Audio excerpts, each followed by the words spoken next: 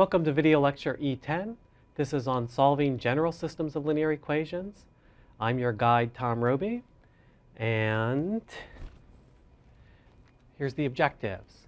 So what we're trying to do here is compute all the solutions to a general system of linear equations and connect the homogeneous system of linear equations, where we replace b with 0, with the general system. And we'll see that there's some very nice geometry going on, where we saw in an earlier video lecture that homogeneous systems have solutions that are lines, planes, and hyperplanes through the origin.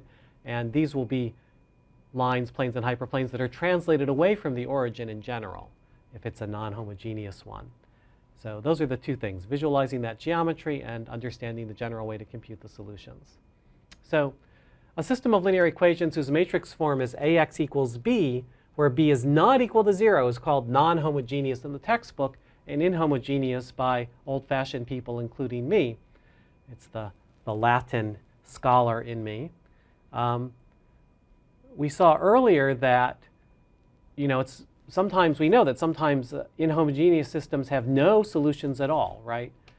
You always have the trivial solution for a homogeneous system, but for a system like this, so we saw this guy before. This one actually had non-trivial homogeneous solutions. But what happens if we put b1, b2, b3 over to the left here?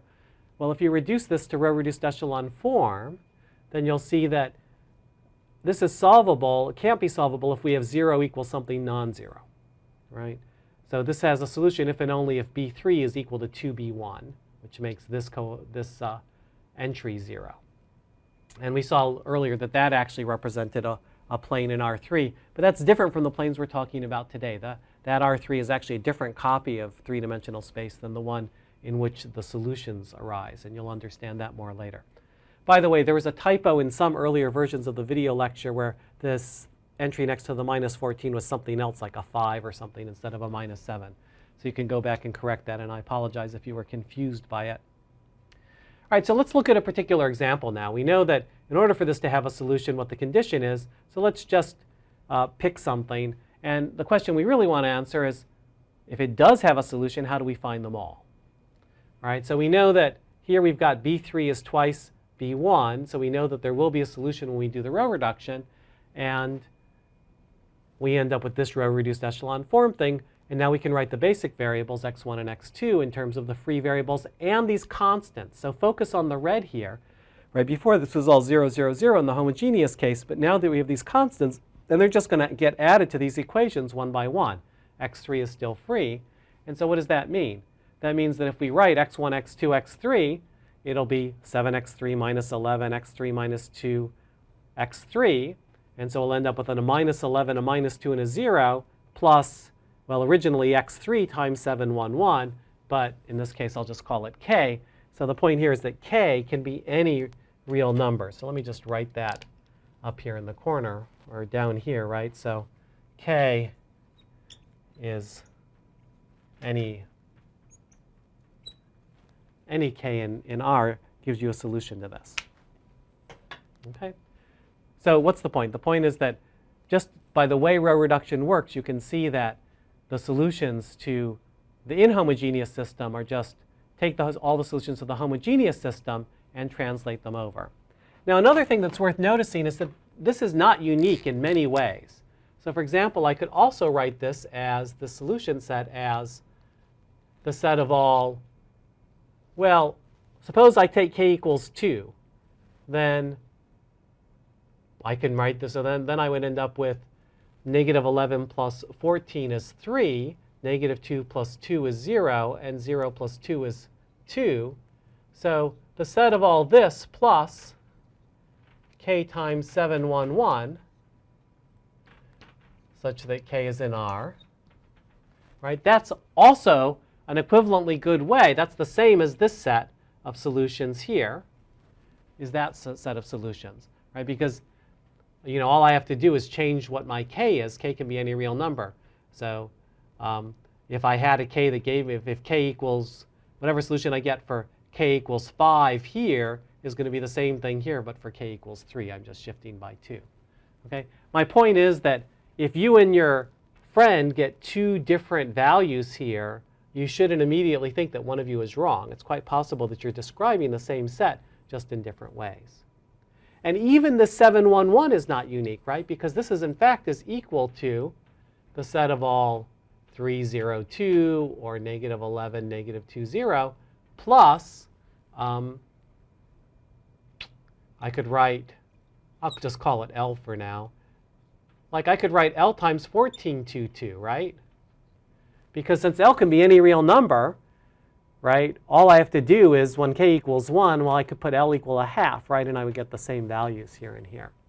So because these are parametrized, neither the particular solution nor even the vectors are unique. These guys are unique up to scalars, so one has to be a scalar multiple of the other here. But these guys, it might not be so obvious. And so particularly if you're using like a computer algebra system, you might be confused, like your friend gets one answer, computer algebra system gets another, and how do you reconcile them? And you should make sure you do it this way before you give up and assume that one of them is wrong. Okay, so we'll do another example in a minute. So here's another example. So it's important to remember that the number of equations and the number of variables don't have to match. And when that happens, it's special, like in that true-false question we saw in an earlier video lecture. So here I've got a system with 4 variables, 3 equations. So it's represented by a 3 by 4 matrix. And when I augment, because now these aren't 0, 0, 0, these are inhomogeneous, I put them down. All right, so step 1, step 0 maybe, write it as a matrix. Then step 1 is do row reduced echelon form. That's usually the best way to do it. So notice that these two variables are pivots, and then over here I can have other stuff, right? So things that are not in the same column as a pivot don't have to be 0. So now you convert it and you say, okay, so what does this mean? x1 equals 2 minus x3 minus x4, right? Because I've got 1 and 1 here. And x2 is 1 minus the 2x3 minus the x4, right? If you move, these guys will be moved to the other side of the equation. So, and x3 and x4 are now free variables. So how do we finish writing this out? I did this one in some detail. So then the vector x will be what? Well, x1 is 2 minus x3 minus x4. X2 is 1 minus 2x3 minus x4. And then we have x3 and x4 being free. Now there will always be a unique way to split this up in the following form. You've got some set of constants here, and then you'll have some set of constants multiplied, a vector of constants multiplied by x3, and a vector of constants multiplied by x4. So the thing to be careful of is that even though you have variables here, that when you write it in parametric form, your whole point of this is to factor out the free variables and write it as a linear combination. So you'll have constant plus a linear combination. The free variables are the coefficients of a linear combination of 2 vectors. And those are the crucial vectors. And so what do you end up with is that, well, the solution set for this equation is the particular vector 2, 1, 0, 0 plus k times 1, 2 minus 1, 0 plus L times 1, 1, 0, 1. Okay, so the solution set is in R4, but it's actually very easy to visualize this because even though these are vectors in R4, the solution set is really just a plane, right? It's the span. It's all linear combinations of 2 vectors. You just have 2 vectors, as we discussed before. And if you were doing the homogeneous system, it would go through the origin. But because you're doing the inhomogeneous system, you have this constant that shifts it. So here's the picture. I've got this kind of blue outlined black plane that does that. And then I've translated it a little bit to get the green plane. So those are the, that's what's going on geometrically with all of these things, is you just take a line, plane, hyperplane through the origin and translate it by a particular solution. And here, these values are even less unique than other values because even though doing this process will come out usually just in one fashion, because row reduced echelon form is unique, it's still possible to replace 2, 1, 0, 0 with, say, 2, 1, 0, 0 plus 1, 2 minus 1, 0 plus 1, 1, 0, negative 1. If you added those 3 vectors and replaced this particular solution with a different particular solution, it would still be fine. And the other thing is that in the previous version, you could just replace a vector by rescaling it. But here, there are actually multiple different sets of two vectors in R4 which describe the same plane. And so we'll understand more about that later. But just be aware that even though there should be a unique answer if you follow this process, that if a computer algebra system is doing something in some different way, if your software works differently, it might give you different answers. And checking that they're exactly equivalent isn't always trivial. All right, so let me summarize. Here's the theory and practice of solving systems of linear equations. So suppose we have a consistent system, right? So that means that we're given A, and the B that we're given has to have at least one solution, right? AX equals B. And let P be any solution, right? So what does that mean? If P is a particular solution, that means that exactly that A times P equals B. Then the solution set is all the vectors of the form take P and add any solution to the homogeneous equation AX equals 0. Okay, so that's exactly what we were saying before, right? Just add the particular solution to any possible thing in the parametrized solution for the homogeneous situation. And so it's really nice. It's basically just you've got, say, some plane or hyperplane through the origin, you translate it, and you have some hyperplane not through the origin in the inhomogeneous case. So here's the practice, and I'll review quickly how we did each step. So you row reduce an augmented matrix to row reduce echelon form, right? So let's go back one slide and say, okay, here is our original matrix coming from the system of equations. Here we reduced it to row reduced echelon form. Then the next step, 2, is express each basic variable in terms of the constants and free variables. Okay, so that's just basically a rewriting. So it's interesting, right? We rewrite the equation as a matrix, and then we do the conversion at the matrix level, and that lets us rewrite it back as a much simpler set of equations. You might ask, what's the point of doing the matrices? And there's a lot more going on that we'll understand eventually.